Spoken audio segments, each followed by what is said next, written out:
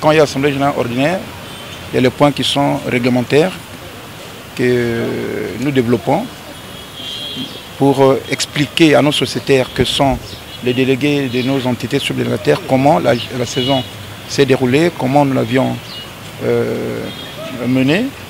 Il y a des aspects financiers, les aspects techniques et les aspects administratifs.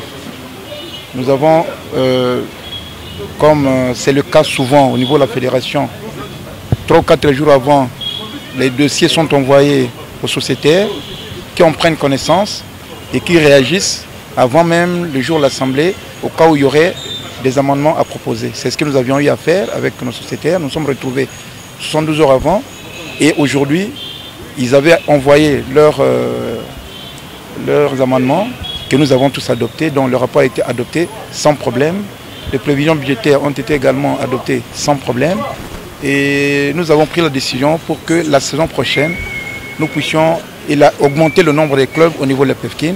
Mais les mécanismes de montée seront définis au niveau du règlement du championnat qui va régir nos compétitions cette année, l'édition 2020-2021, pour qu'à la fin lors de la saison prochaine, les PEFCIN puissent avoir au moins 32 clubs.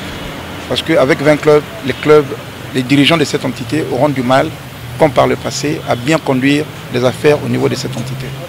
Maintenant que le chef de l'État a levé l'état d'urgence, nous attendons les instructions de notre hiérarchie technique qui est la fédération pour que nous puissions voir dans quelle mesure on peut programmer maintenant les dates de démarrage de nos championnats. Mais nous demandons d'ores et déjà à tous les clubs de pouvoir prendre contact avec les centres parce que nous avons eu une séance de travail avec les responsables du centre médico-sportif qui nous ont rassuré que leurs services sont ouverts et ils attendent de recevoir les clubs qui vont amener leurs athlètes là-bas. Nous sommes là pour superviser l'organisation du football dans la ville de Kinshasa, que le football se pratique de manière correcte et conformément au texte.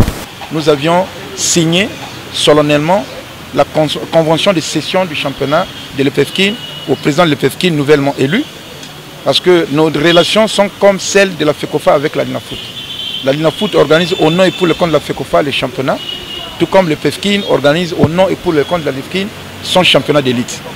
Et en début de chaque mandat, comme c'est le cas maintenant avec le PEFCIN, le nouveau comité de PEFCIN, on devait signer cette convention pour céder officiellement au nouveau comité, au comité qui vient d'être élu, la cession, pour céder l'organisation du championnat d'élite de la ville de Kinshasa à l'EPFCIN. C'est ce que nous avons fait.